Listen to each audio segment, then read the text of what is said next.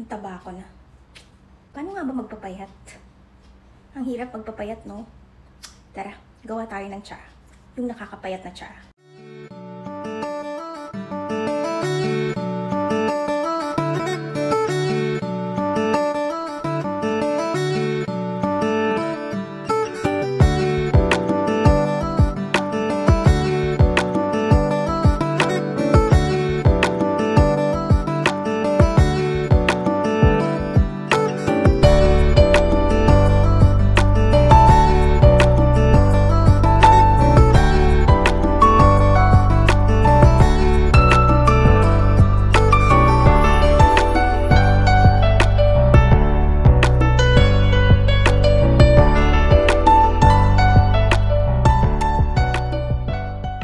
Tikman na natin yung ginawa nating tsa.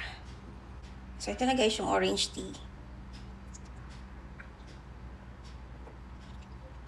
Para siyang salabat. Ganun yung lasa niya. So, okay siya. Masarap naman siya. Try nyo na din. Sabay-sabay tayong pumayat.